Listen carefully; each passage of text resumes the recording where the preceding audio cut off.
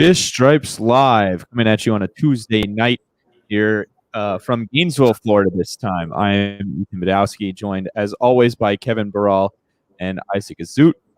Alex Carver is with us as well, joining the show today on a very busy Marlins day. And usually we start by previewing the previous series, but I guess we'll get to that later in the show because I really want to get to what went down today, which is obviously the Marlins go ahead and make a trade today. It's the first of what could be many trades that we see this season, we all know where the Marlins are right now, and a lot of what happens going forward is going to depend on the next month or so of baseball that the Marlins play. So obviously the trade, the Marlins trade Corey Dickerson and Adam Simber to the Toronto Blue Jays. In return, they get Joe Panik and a minor league pitcher, Andrew McIlvaine. I can't. Alex, remind me of the name. I've written it like 8 times today, but I can't remember it for some reason. You got it. Andrew McIlvaine. Yep. McIlvaine, he is a right-handed pitcher. He's going to go to Double-A Pensacola. Kim Ng told us he has some good numbers with the Blue Jays. He's got like a 2.81 ERA and more than 12 Ks per 9. He's a reliever in 20 innings this year. So just your initial reaction, I guess, Alex, I'll start with you since we already talked a little bit. Your initial reaction to this trade. I mean, I guess the tagline could be "Panic at the Depot," right? That's what we're looking at. We're looking at Joe Panik coming over. Solid little player. I mean, has made a good career as like that utility guy. Plays pretty much everywhere. Doesn't strike out a ton. Makes contact, but the problem is it's not hard contact, right? That's the real issue when it comes to Joe Panik. Probably going to assume a bench role. We'll see what they do in moving other infield pieces. Maybe he steps into a bigger role. But I think what you're looking at it, and Kim Ng denied this, but I think we just look at it as salary wipe with Corey Dickerson's contract. That's what it comes down to. They do pick up half of it, but they did want to try to get something out of him, with that expiry deal rather than just letting him walk. So I think that's what it comes down to is a salary wipe. The question is, and I'm sure we'll get to this, Ethan, what do they do with that money plus this new money from the naming rights deal and everything else? So that's the next question. But on the forefront, Panik, solid little player. He's made a decent career. Hopefully he's got some veteran tools to him. Some veteran leadership can bring that as well. Love that for this young team. And then McIlvaine, man, good 2-pitch mix. I like his velo. I like his slider. So, I'm okay with the trade. But, I really think it just came down to the salary wipe with Dickerson. It feels like it all kind of cancels out in terms of, it's like Dickerson, an injured Dickerson for Panik, and Dickerson was probably going to be in a bench role. And then you look at, Simber, you're probably going to move him in July. He's a free agent at the end of the year. So this is kind of a chance to move him now, get out in front of the market and get a relief prospect in the interim.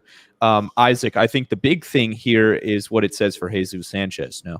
Right. That's the main point that I got from this trade for sure. It was basically not only to clear money, it was to clear just a spot. Jesus, he's shown enough, shown good at bats, shown enough to be, we're going to trust him all the way in left field. I think also like Dickerson was not going to be here post 21 regardless. Mm-hmm. And so, no way Jesus can play worse than Corey, no offense, but, so I think Jesus is someone you want to see if he can be here for a while. So, that's definitely the smart move there. And at the same time, you get a little bit of infield depth, which you needed for sure. You won't, thank God, no more Luis Marte. Well, he's starting today, but, Luis and Isan Diaz as much, which that'll be good. And, it was just my main thing from it was Jesus Sanchez going to be every day in left field. Yeah, Kevin, this is where I kind of looked to when I saw that Joe Panik was coming over is it allows Jose Devers, who the Marlins had to call up in an emergency situation, guys like that, Lewin Diaz, Panik can play first base. So all of a sudden you're looking at these guys that you would prefer to have in AAA and you don't have to call them up. Yeah.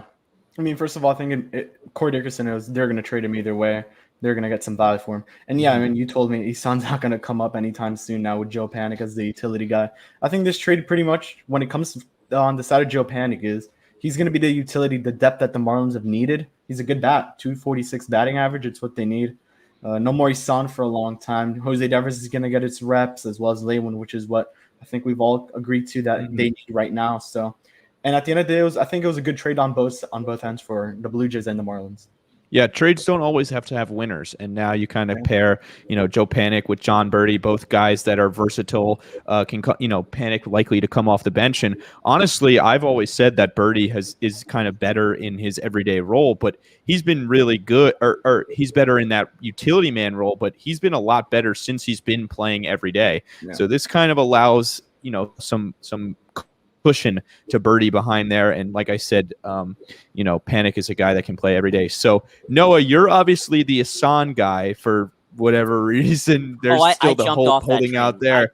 Okay, so we're off that train.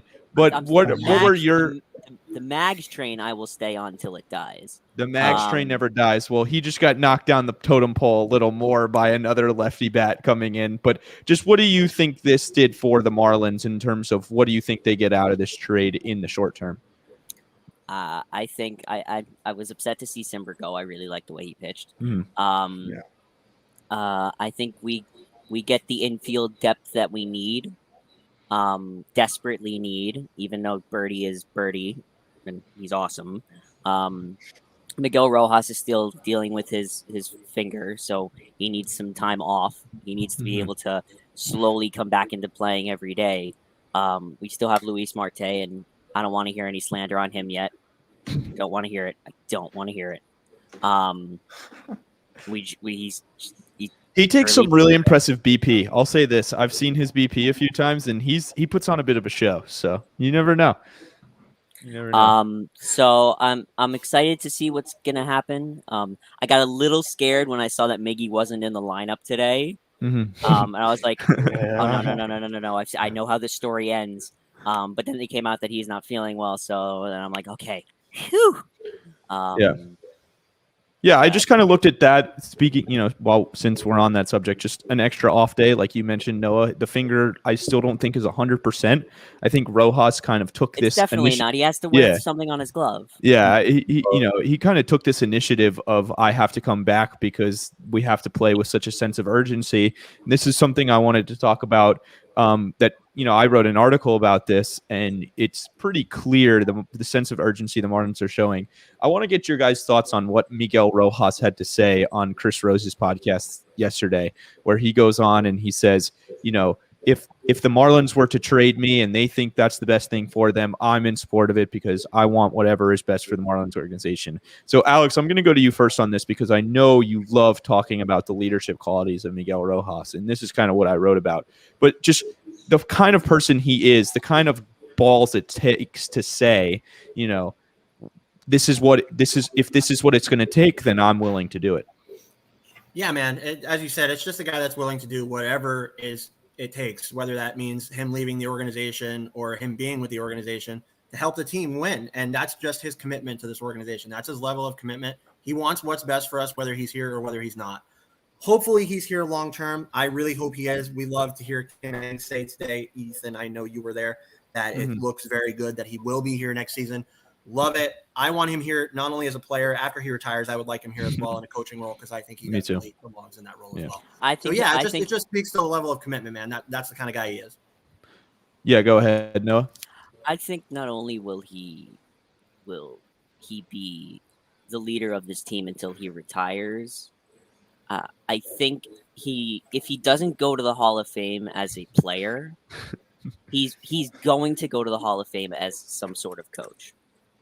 Just the way that you all.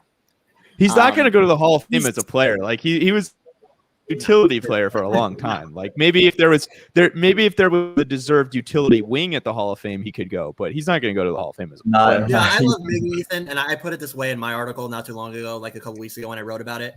He's the Mike Trout of leadership, but he's not the Mike Trout of playing baseball, unfortunately. Yeah. So which is why I think if he doesn't go as a player, he will end up after a long coaching career going as a coach. Yeah, it's an interesting discussion. Go ahead, Isaac. What are you saying? Not an if he goes in as a player, he won't. But yeah, I feel you there. I just want to talk about what he said on the Chris Rose show. Talk about the epitome of like a human being that you'd want in your clubhouse, really, man. Yeah. Like, holy shit. No, seriously. Like to say that and say, listen, like I love this organization so much. You repeatedly said it 3 times. How like if they trade me and they think that's what's best and they want to get more players back for me, then I really hope they do it. that is just like, if there was 26 guys in the clubhouse like that, man, that's just a winning culture. And that is literally the epitome of what you want in a ball player. And I was just really touched to hear that. I really hope that, they keep him, because you want that guy. What I wrote about in this article is just about how it shows this sense of urgency that the Marlins have all of a sudden, right? And Mattingly has spoken to this. He spoke about it a lot today in his press conference about how they need to be in this win everyday mode. They have to be in the mindset that every day is a must win, because Rojas doesn't want to be traded, right? Like, he doesn't want to get to the scenario where trading him is what's best for the club. He wants to stay here long term. And I think, Ang says today, okay, the chances are high that he'll be here after July 30th. So the chances are high that he'll be here in 2022 as well, because I think that both sides, would mutually agree that they want to stick together. So I just think the Marlins are playing with a newfound sense of urgency, and they're going to start trying to be aggressive and win some ball games. And it's time, Kevin, right? Like, it's time that they start going for it, and they need to play with this sense of urgency, because this next month will say a lot about what's going to happen at the deadline, right? Yeah, for sure. I mean, I think I'm one of the only people who said the Marlins are going to be buyers, and they should be buyers. And I think this trade really showed that they're going to get depth on this team, which is something they absolutely needed. And with Joe Panik, I think that's going to help. That's why I said Panik is a good fit for this Marlins. Maybe perfect fit because of how desperate the Marlins were for an infielder. Even though he's not a good infielder, he's not a good we've seen it. We saw the issue he had with Ross Stripling. But besides that, he's a good hitter. I mean, he could hit the ball in the bat. And yeah, the Marlins really, I think now is the urgency. And I do want to say the Miguel Rojas thing did touch me. I think after seeing that, I love the guy even more now. He deserves to stay on this team for a long, long time until he retires, at least. Yeah. So what Craig Mish said, tweeted today about, how the Marlins are going to stick it till the very end and see what they're going to do. They think they're in it. They're 8.5 games back. Et cetera. I really hope if they are going to be buyers, they do it, rationally, and not think that they're in a position that they're not, because that's just, that, like he said, is just not good front office moves if you really think that you have a chance when there's 8 teams ahead of you. But, let's be realistic as well, because 2022 at this point sooner is going to be like, listen, that's going to have to be the year. So, well, I think say that the message was like, win now. I'm pretty sure that's what Craig Mish said at the end of this tweet. Yeah, I think that there's always the mix of buying and selling that you can do at the deadline, right? And I think that this is a move, definitely, that's a mix of buying and selling, because you sell on Simber, you get the prospect from Simber, you get the money off the books from Dickerson, but you buy Jesus Sanchez in a way, because now he's your everyday left fielder, and you get to really evaluate going forward, is this a guy that can be part of the future? Can he all of a sudden get really hot and he's contributing a lot down the stretch as one of your best hitters?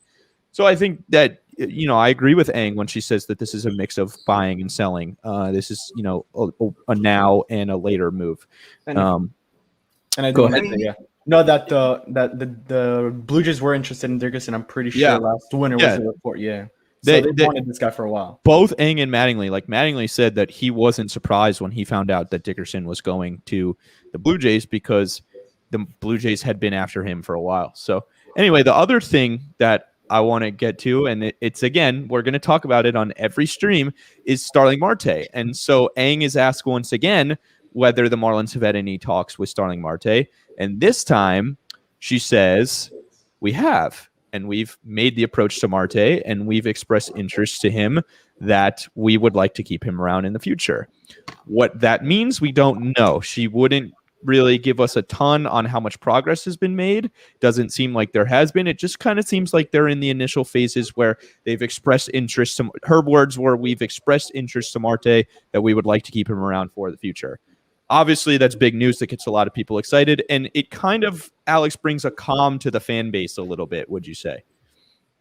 Yeah, Ethan. I mean, let's look at this thing rationally, right? In terms of Starling Marte or the win now mode, which you just mentioned. Look at what the schedule is from now until deadline day. Look at the teams that the Marlins play. I'll go through it if you want. They play the Phillies in 3 now. Then you have Atlanta. Then you have the Dodgers. Then you have Atlanta again. You got the All-Star break to cool down. Phillies and Washington when you come back. Division games, those are always hard. We know that. Then 4 against San Diego. then the Orioles, and then on deadline day you play the New York Yankees. So let's look at it rationally and say, okay, they're not gonna come out now on June 29th and say, okay, we're selling. They're not gonna do that. No organization is gonna do that, right? So look at it from the Starling Marte perspective, right? Can the Marlins afford to pay Starling Marte? Are the financials in place? It's a little bit better after today. Of course, you do have to pay half of Corey Dickerson's contract, but you have the other half gone, so that helps, right? But as the deadline gets closer, and Marte, although he says he wants to stay here, he's looking at free agency, and maybe that's the last big payday of his career, right? So is he going to sacrifice that to stay with the Miami Marlins for whatever discount? It's going to be some kind of discount because another team will outbid us at the deadline for sure. Definitely. So will he sacrifice that payday, or will he want to stay here, or will he go somewhere else? As the deadline gets closer, you get more convoluted. That enters his mind more. It's going to enter every player's mind. I don't care who you are. You could be Miguel Rojas and totally committed to the Marlins. That's going to enter your mind if you're becoming a free agent. So that's where you have to weigh it. I think if they're going to get it done, it has to happen. I said this a couple shows ago. It needs to happen now. I think it's now or never for the Miami Marlins to sign Starling Marte. I do want to ask you. Didn't Marte say? Wait, what were you going to say, Noah?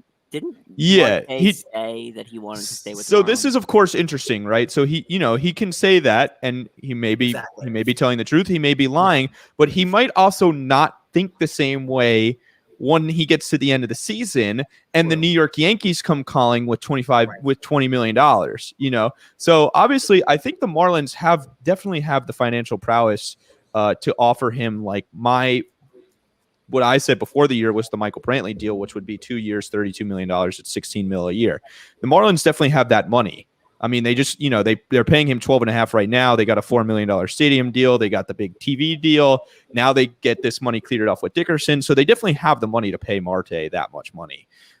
Who comes with what is what's going to determine whether he decides to stay or not. And I always said that I would be very surprised if he signed an extension mid-season because he's never gone to free agency before. He's never been on a really good team before. And I'm thinking like, okay, a contender comes calling with a bunch of money, that's where he would probably go. So we'll see. That's what you don't want to happen, Eli. This is the last for me on this. That's what you don't want to happen. You don't want to get into a bidding war with these much richer teams than the Miami Marlins. And this is one of the best players in baseball. You have to remember that. So the thing is, if somebody comes along to Kim Ang and says, we'll give you this huge prospect package for the rest of the year of Starling Marte, if it's overwhelming, she has to do it. I mean, you either have to pay him or you have to trade him. So the time to pay him is coming to an end, I think, and the time to trade him will be at the deadline. You can't let the guy walk for nothing. You can't get into a bidding war. That's for sure. Yeah.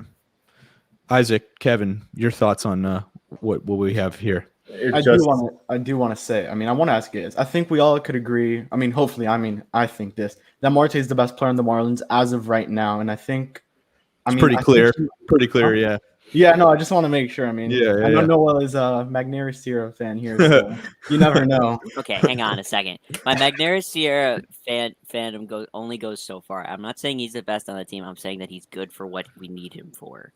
Marte is the best player on the team. I'm glad you cleared that up. But I will not be accused of saying Mags is the best on the team.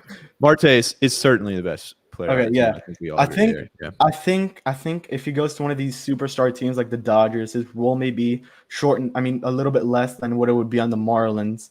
I mean, maybe it's a little crazy, but I think he might want to be the star in a team, the first guy you go look at, and maybe he does take the discount just to stay on the team to be that guy, the big superstar in the Miami Marlins. Other thing is he seems to really like it in Miami. So that's he has a bit of a tricky family situation. I think he would just like the comfort of staying in Miami, but like Alex said, it all depends on how we play, man. Like it depends on how we play. We're still 9-10 games back with 4 or 5 teams ahead of us, and we're still in the basement of the NL East. You're going to trade him, and that's that. He is the best player on the team, correct? But you also cannot take the risk of letting him walk for nothing. That is just what you can't do, and that's what they have to make sure they don't do. So either we play well, and then we can keep him, and it'll be worth it. But other than that, I think like Alex said, it's now or never to sign him. So that's. And I do want to say, if the Marlins are in the win now mode, it's going to be very difficult. The only way they would actually get into the playoffs might be winning the division, which is already harder than ever. Because we look at the NL West, the Dodgers and the Padres are in the wild card right now. Yeah. The San Francisco Giants are the top team there, so it's going to be those 3 teams are going to make the playoffs. You have to win your division if you're in one of the other divisions. Yeah, that's what I'm trying to say. The only way the Marlins are actually going to get in the playoffs somehow the Mets, Phillies, and Braves just go downhill in the Marlins. Somehow, And the suddenly. Nationals. Yeah, Nationals. speaking of the my bad, Nationals, speaking of the Suddenly Nationals, they got good. yeah, speaking of the Nationals, and just speaking of the Marlins' performance going forward. I mean, 9 of the next 13 are against the division, and to close out before the deadline. And the Marlins just got off of a division series against those Nationals, which we're going to pivot to now and go into just kind of recapping that series. So as we usually do, so they do split with the Nationals. I think a few of us had the Marlins splitting. Some of us had the Marlins taking 3 of 4. It was a bit of an interesting series. Like the first game is kind of, Poteet kind of blows up and Schwarber does him in right from the beginning. That game was over in the second inning when Schwarber hits a home run in the first inning and a home run in the second inning. You were saying there. I was there for that first game. Not only was it painful to watch Schwarber come up every at bat, knowing that he just hit 2 home runs in the game, but knowing that we probably weren't going to score many runs was kind of deflating. Although Jazz did that home run was bring awesome. back all my hope when he crushed that one. He pimped it a bit too much, man. You're down 7-0. This guy is. Let him pimp it. That ball. I'm all about flip that. But you're down 7-0 in the 8th inning. What the hell are you doing? Now you're down 7-3. All right, man. He almost got back. The Marlins almost kind of worked their way back into that one with that a little bit. But then on Friday they come out and they do what the Marlins do, which is they score 3 runs the night before. On Friday. Yeah, and then they go for 11 on Friday night, and I was at that one, and Schwarber did it again. I should mention, I'm looking down at my notes and I look up and Daniel Alvarez just kind of like throws his hands in the air and I'm like, what's going on? And then I look and Schwarber's pimping it and the ball is halfway up the seats in right field. So he does it again. The Marlins get a big result that night. They put, I think, 11 runs up. It was the third time in a week that they had put up double-digit runs. And then they come out again on Saturday with another good offensive performance. I know, Isaac, you were at that one. And then on Sunday, and this is what I want to get to, Sandy kind of blows up and has 1 bad 6 innings. So I actually missed this game. I was like tuning in and out of it. I forget what I was doing on Sunday, but it's your fault we lost. Yeah, that might be it. But your guys' thoughts on just what you saw from Sandy and what you saw. Isaac, I'll go to you first. You were at one of the games. Happy birthday, by the way. What we saw from Sandy and what we saw from the Marlins in this national series. With Sandy, man, I mean, he was gonna have a clunker at one point, 8 innings against Pittsburgh, 8 innings against St. Louis. I believe it was. He's been pitching, his tail off for a while, and he wasn't feeling well on top of that. So that was, it was fun. He kept us in the ball game through the 5th inning, 6th inning, and then Turner for somehow, I don't know how, he hit one deep in the right center for a 2-run homer. And then he just left a couple more sinkers out and over the plate. And Josh Bell, he'll make you pay for those. So I'm not too worried at all. It was just, a Sunday afternoon game. He was tired, 1 o'clock start time, not feeling well. Add all those things up, And it's not like he gave up 9 runs. He gave up 5 runs, I think it was. So. Yeah, kept us in the ball game, but with our offense, I guess 4 runs is sort of like a blowout. Alex, what did you see? This was kind of the first series. The Marlins have this meeting before the game Friday that some of the players have talked about in terms of team meeting, just kind of Mattingly trying to get them into this win now mode. They have to win every day. So did you see a sort of new mindset from the Marlins? Because they do have a bunch of offense on Friday and Saturday. The offense kind of struggles on Sunday, but they did play pretty well against this Nationals team that's red hot. I mean, one of the hottest teams in the bigs. So what did you kind of see from this series? Yeah, honestly, I was in Jacksonville most of the weekend, so I didn't really get to watch a lot of the Marlins. I was exploring that area and going to Jacksonville Jumbo Shrimp games, which was fun. But just going based off what I saw and reading box scores and reports from you guys and the other writers and stuff, I think they really just took it to this weak Nationals pitching staff is what I really think. It's not a good pitching team. We all know that. And the Marlins took advantage. That's maybe one time this year, or one of few times this year, I should say, that we could say that the Marlins really took advantage of a weakness. And that's great to see, right? So, of course, you like to see that. They kind of flip the script in that regard, and they really take advantage of a weakness of the team. And, those homers don't hurt as bad that you guys were mentioning. Of course, they still hurt, and they're game changers, of course. But you're still in the game even after those, right? And then, of course, you got the big offensive explosion. That one game is really great. So, yeah, I mean, Mattingly's preaching this win now thing. If they're really trying to still be in it, I mean, honestly, from an organizational standpoint, Ethan, I mentioned it before with what they have coming on the ledger with all of these teams that they have to face, division games included, Dodgers, Padres, all these teams that they have, Braves, all these teams that they have to face. Man, I don't really see a way back in it for the Marlins, but man, you can't say die at this point in the season. So yeah, you like to see them take advantage of a weakness. We'll see if they can parlay it into the series. The split was good. You want series wins. We'll see if they can get that against the Phillies starting tonight. Yeah, I think 2-4 is promising from the red hot Nationals. Like with the way they're playing, that could get really ugly, and all of a sudden you get swept right out of there. So I think that was promising, and it's just like with these division games, you get Atlanta twice right before the All-Star break. You get Philly coming up, which we'll get to in a minute. And you're looking at, okay, if you go in a 4-game series, you get 2. If you get 2 in it, like that's what you're looking for. So I kind of think that was a good result for the Marlins overall.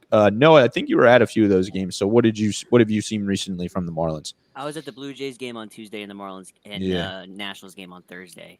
Of course, both of the games we lost, but don't go to any more games, man. Yeah, seriously.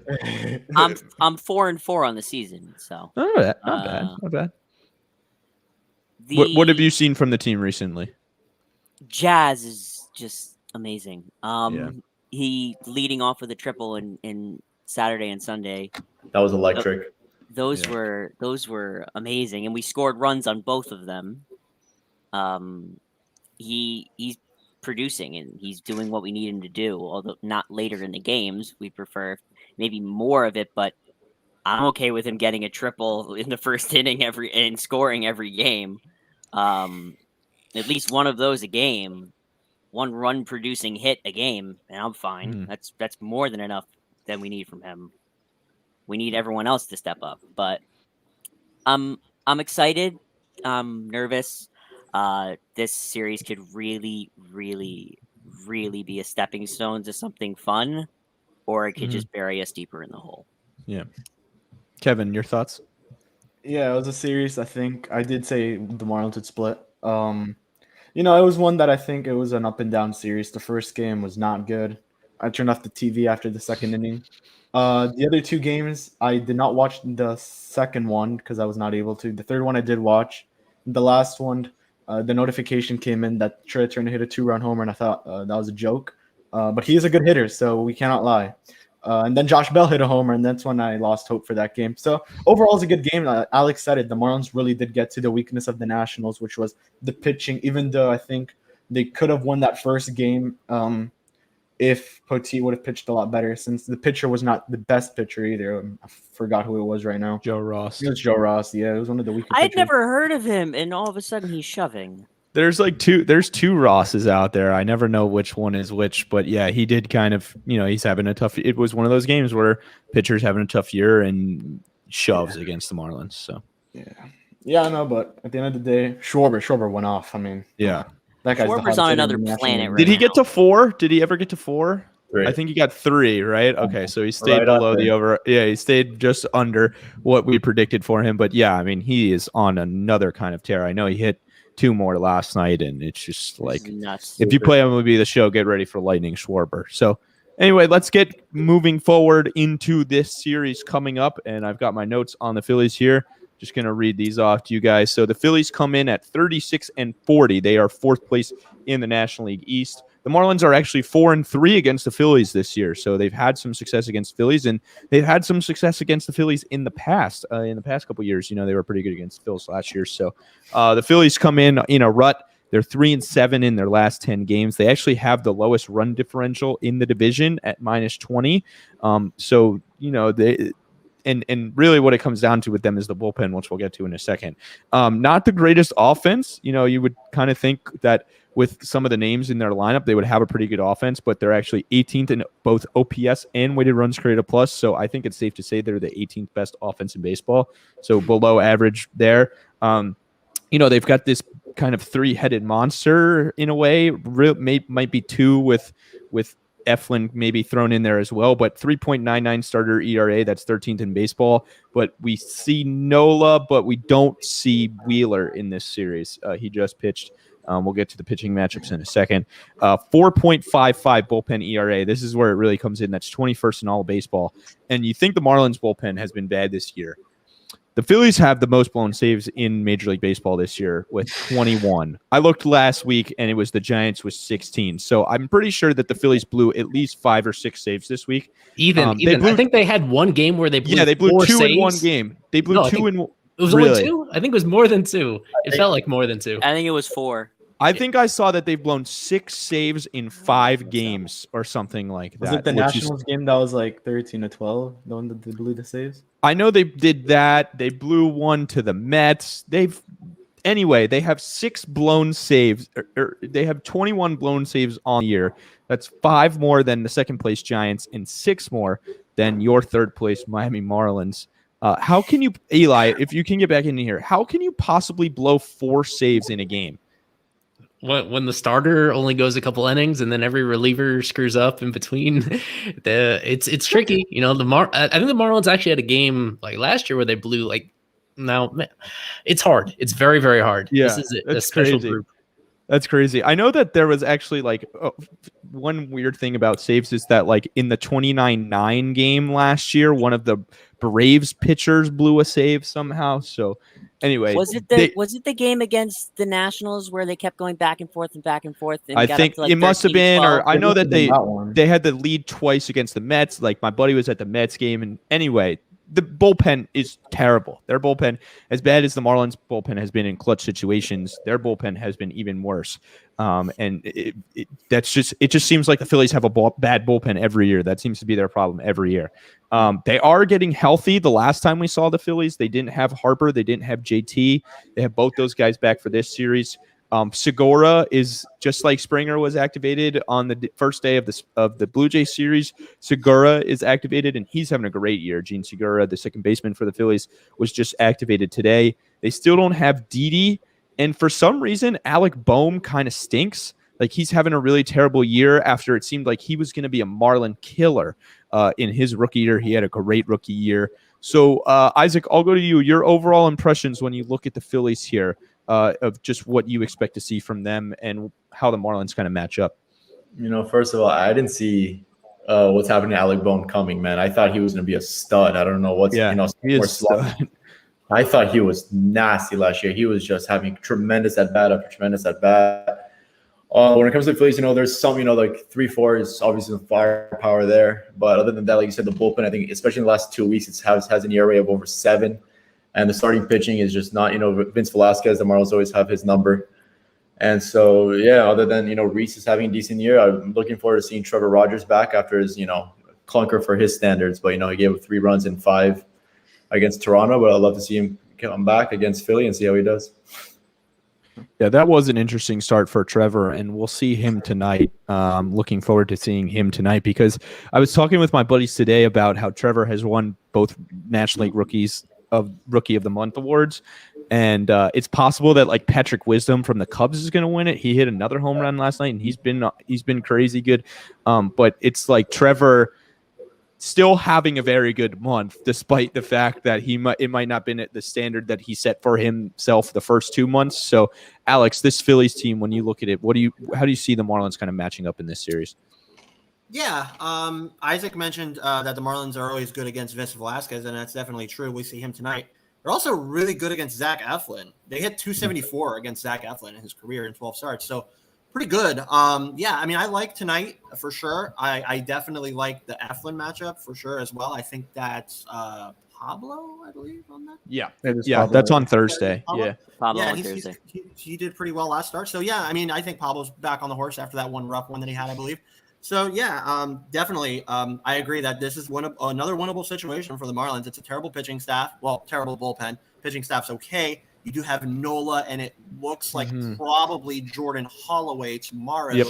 We heard in the presser. So that's the one you look at, and you're like, Nola against Holloway? Don't like that from the outset, but we'll see.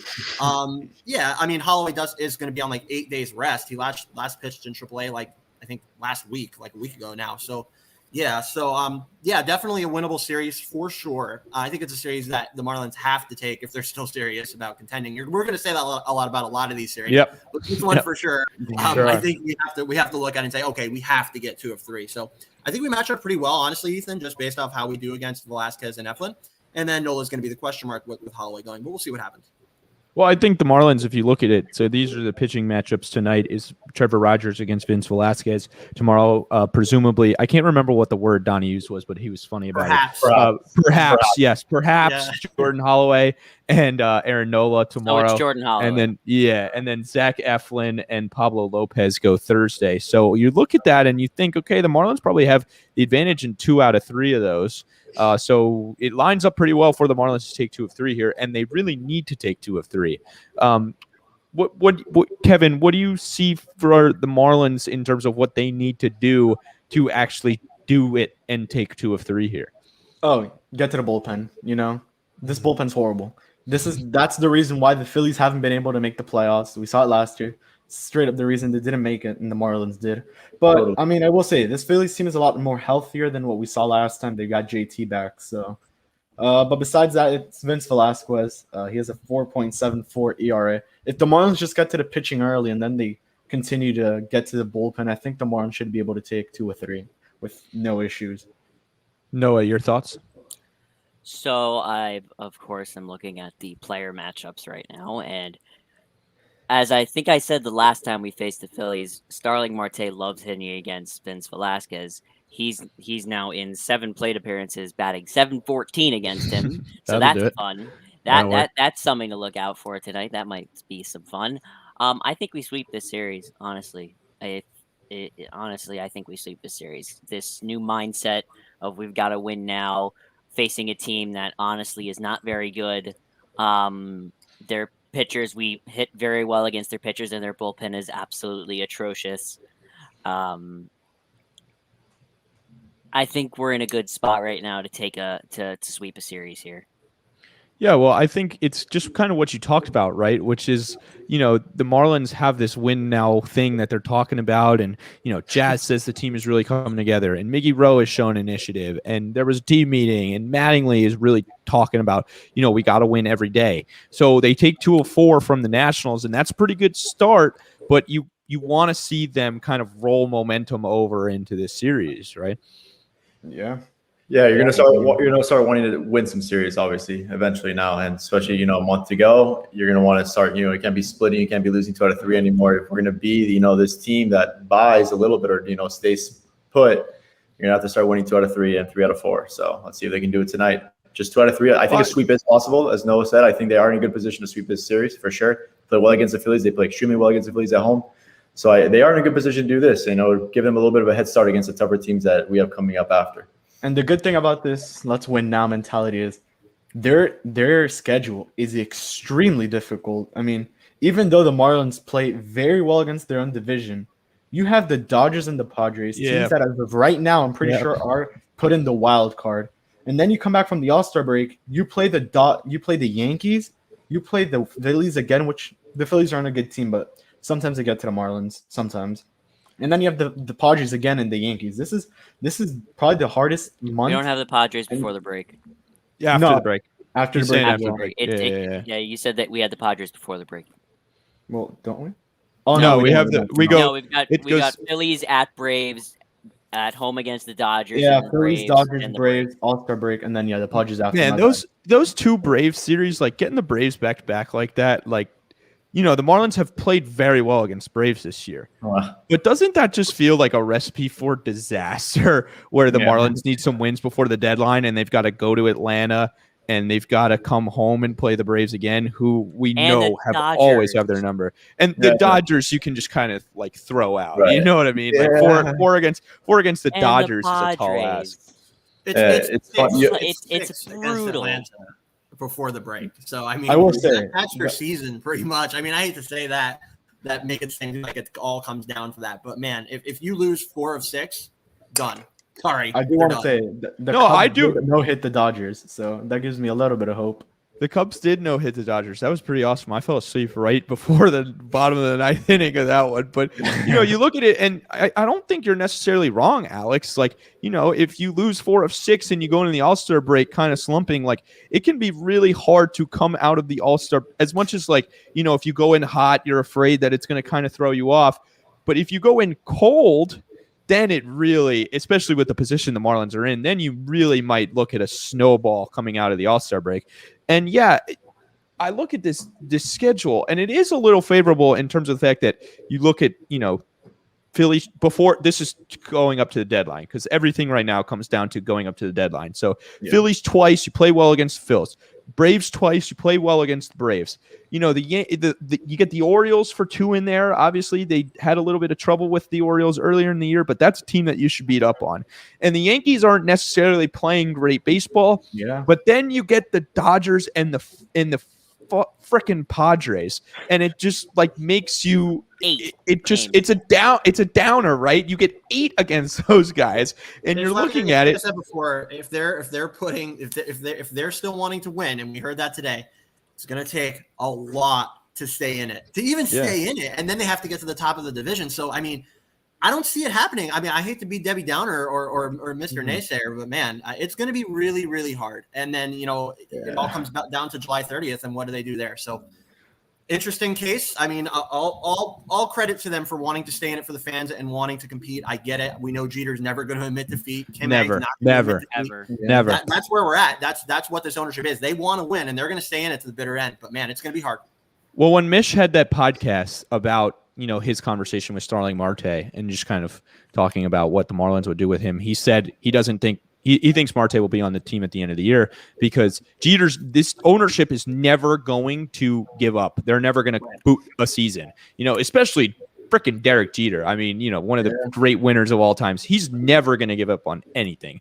So you're looking at that and you're saying, okay, 8.5 back in the division. What are we? What are they? 11 games under 500. Okay. So I have said if they get back to around 5 under 500, you're looking at a team that's not going to sell. That's not going to go full out. Obviously, if they're sitting in this position, I think everybody would agree that the best thing for them to do, even the people that want to keep Marte, like the best thing for them to do would just 11, even if they fall further under this, if you get to 15, something like that, and you really struggle, limp into the deadline. I don't really see them limping into the deadline necessarily. I think besides those 2 series, the schedule kind of sets up favorably for the Marlins, but they're going to have to win. Like they have to actually do it. They have to play well against Atlanta again. And they've done that this year, but you can't always promise that with Atlanta. And I mean, I haven't looked at the standings recently, but I looked at them today, but only for the Phillies. Like the Braves, I know they're still under 500, and I think they're third because the Nationals jumped them, right? So 37. Hold on, sorry, I'm stalling. They are 37 and 40. Okay, so they're 4.5 back. So you're 4 games out of third place in the division, and I think that if you're sitting 4 games, 5 games back, you can really legitimately say, hey, if we get hot, if we get the right pieces, we can kind of turn this around.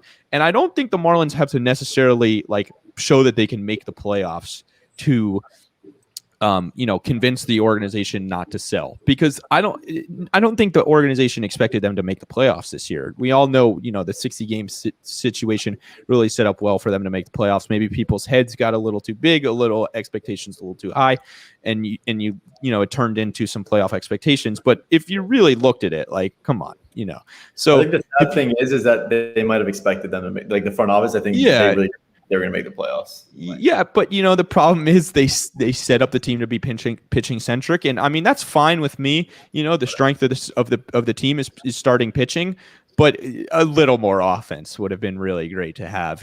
So you kind of look at it and you think, okay, if the Marlins can get back to 5 under, something like that, that takes going 6 games over 500 until the All-Star break. So a 6 game over July would be what, there are usually 28 games, so something like 18 and 16 and 12 or something like that, 18 and 10, whatever. I don't know what the number would be, but something like that. I mention our run differential?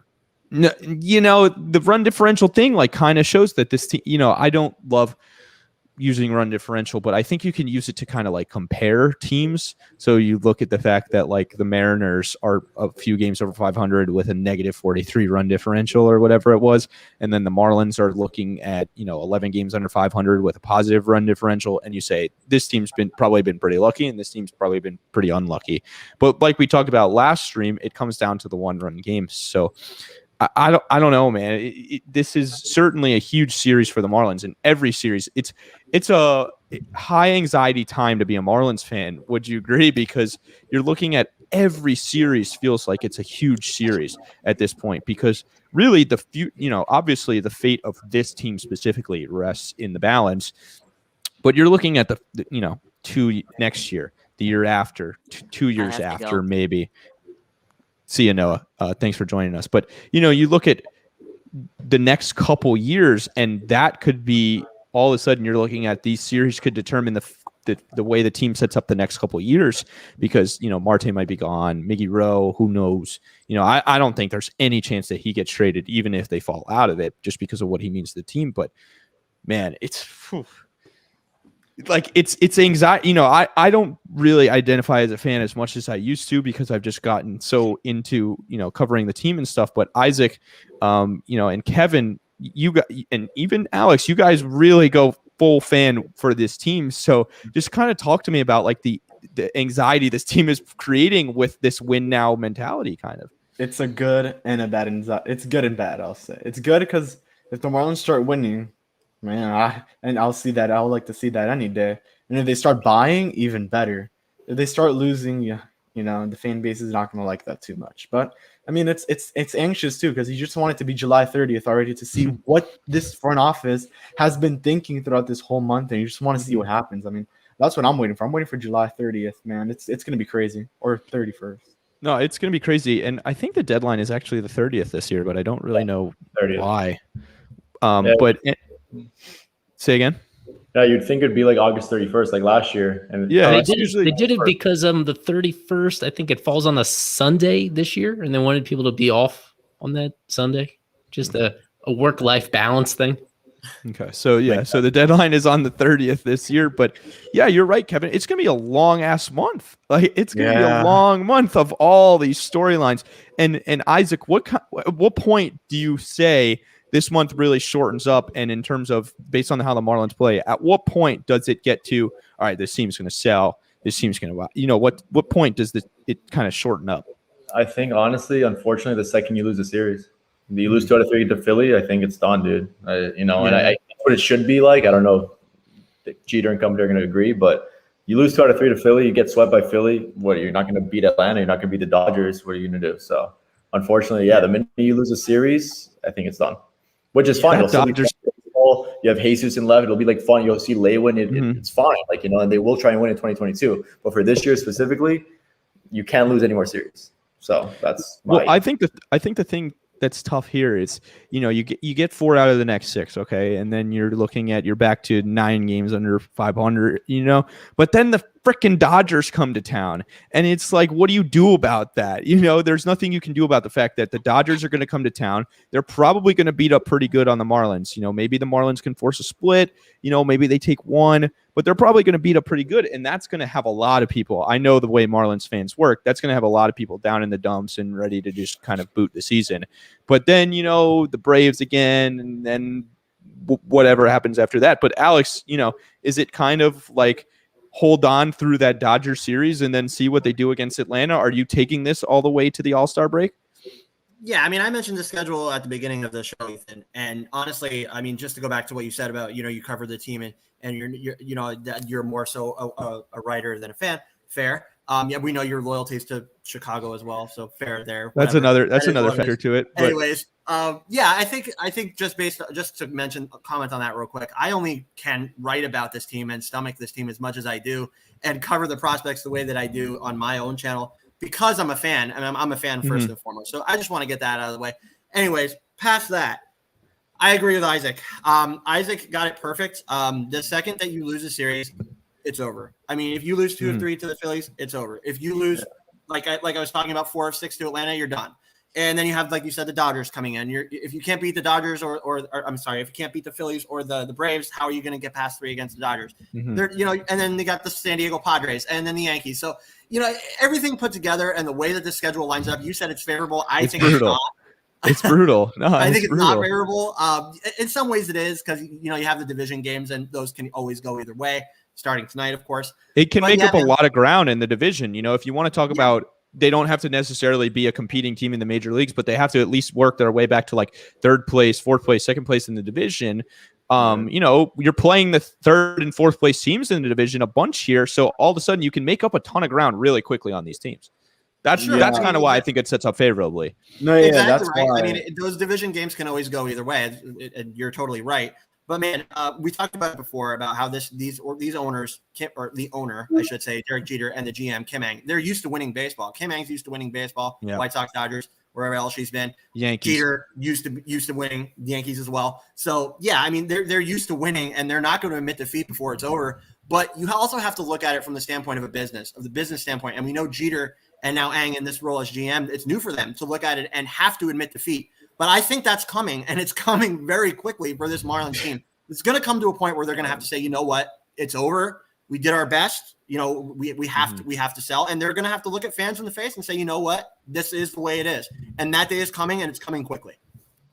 Yeah, I do want to ahead, mention if what Isaac said was true, that the second the Marlins lose a series, it's over. The second the Marlins lose a series against the Dodgers, it's over. I mean, they're not going to. That's the problem, though. It's like you could take 4 of 6 from here, and then you lose a series against the Dodgers, and it kind of like halts all your progress. And you look at it, and it's like, well, it's the Dodgers. Maybe we'll see how we play against Atlanta. That'll get us to the All-Star break. That's why I'm saying, are you willing to ride this team to the All-Star break? Oh no, yeah, no, for sure. I mean, it's my team. It's the one I've always rooted for. I mean, we're all good. And, I still do love the Marlins. Like, let's not, let's be clear. I still do love the Marlins. I might just not get as emotional about it as I used to, but I still do love the Marlins. So we're all going to ride with this team. The 4 of us specifically are going to be watching in September, whether they're 20 games out or whether they're 3 games out. Let's just be clear about that. So, but are you willing to ride with see whether they're going to sell or not until the All-Star break? Or are you kind of like, if they lose 2 or 3 here, it's up. I saw them in 2019, so I might as well just see them if they're down. Like, I saw them lose 100 games. So, I mean, I saw them in 07 and in 09 and 2013. Yeah. 2013 was the worst for me, bro. 2013 was brutal. Man. The worst offense after the fire sale was the worst year to be a Marlins. If I can get through 2013, if I can get through 2017, that was a brutal year after everything that happened. And 2017 was fun, man. 2017 was one of the most fun years we've had. No, that was the year Giancarlo won the MVP, wasn't it? Yeah. Oh, yeah, that was okay. That was fine. 2018 was pretty brutal. Yeah. Like, first pitch of the season, Ian Happ hits a home run, and you're like, all right, welcome to Miami, Derek Jeter. You know what I mean? But 2012 was pretty bad too. They have the new stadium. They spend all that money on Burley and Reyes and whatever else they did, and they're just terrible. Hanley's gone before the deadline. Yeah. It's a brutal experience, man. It's a brutal experience. But, all of a sudden, if you can this is why I think they'll kind of do a bit of buying and selling at the deadline, unless they obviously fall way out of it, is because they want to provide hope for 2022. They need to get fans to the ballpark in 2022. And this 5 years in, this has got to be a year where you really start, even if it's not making the playoffs, it's competing, it's 80 wins, it's something like that. It's just putting a competitive product out on the field every night, a winning product out on the field, because as much as we thought, okay, maybe this team could win 70, 75 games, that was kind of the cap I put on it. It is a brutal experience. There's no doubt about that. But anyway, we've got 5 minutes left before Marlins and Phillies. I kind of thought we were going to run out of things to talk to there, but we started talking about fan misery, and it got us to the end. So 5 minutes left before the first pitch between Marlins and Phillies. Trevor Rogers on the mound for the Marlins, Vince Velasquez on the hill for the Phillies. And we talked about the lineup a little earlier. You're looking at Jazz, Marte, Aguilar, Duvall. Jesus Sanchez is in there hitting 5th today. because Miguel, moving up a spot because Miguel Rojas is out of the lineup today. 6th is John Birdie, Jorge Alfaro, and then Luis Marte gets the start at shortstop with Trevor Rogers on the bump. So we've talked a lot about what needs to happen. So they need to take 2 out of 3 or they need to sweep. Alex, you're the negative one here. Do they get it done? Do they keep it alive for another series? I just like to stay realistic, man. I mean, honestly. Yeah, totally fair. Maybe I can be negative at times, but anyways, I said it before, kind of in the show, and kind of alluded to it. I think they get 2 of 3, Ethan. Honestly, I think tomorrow's the one they will lose, because you don't know where Jordan is. I mean, like I said, he hasn't pitched in like 9 days. I mean, some say that extra rest can be good, but maybe a guy that is where he is in his career, trying to build as a starter or whatever else, it can kind of be detrimental. So yeah, I mean, he's fresh, but and he's built up, but where's the stuff at? That's what you got to see. And then you're going against Nola. So that's the one I think that they will probably drop. They do well against Eflin. They do well against Velasquez. They got Trevor tonight. You got Pablo in the game, the 3rd game of the series. So yeah, I think it's 2 of 3. And I think they give us another glimmer of hope that this season can still be alive. Eli, I just can't stop laughing at this Chiron right now. It's absolutely hilarious. Kevin, do the Marlins get it done? Do they take 2 of 3 here? Yeah, they're going to take 2 out of 3. They win the first one. They don't win tomorrow, but they win the third one. It's just got to happen. I think it's what's going to happen, obviously.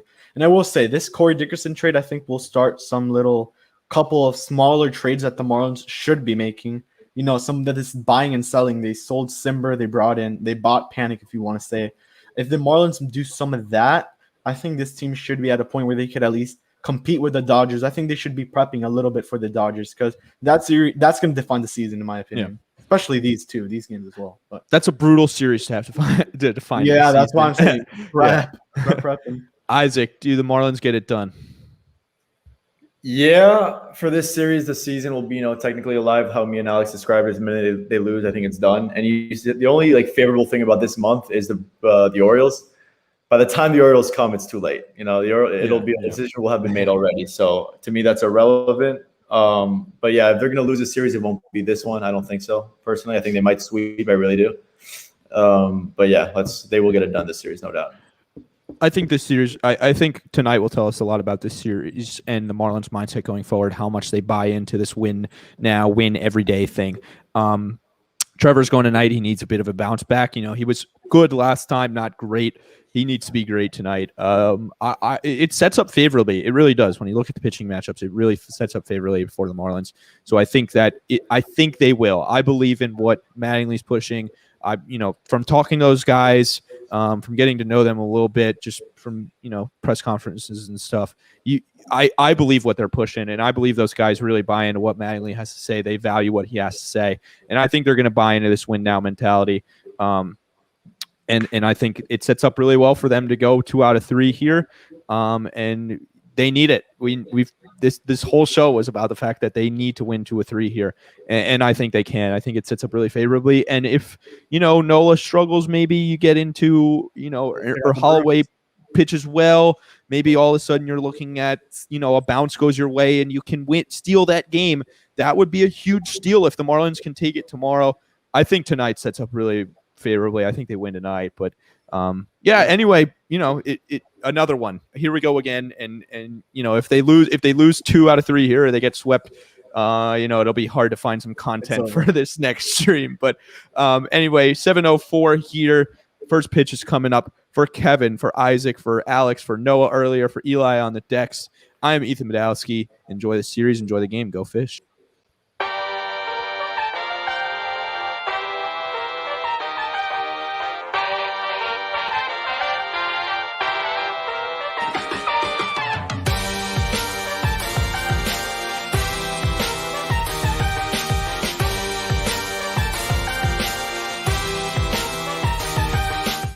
That's a wrap, everybody.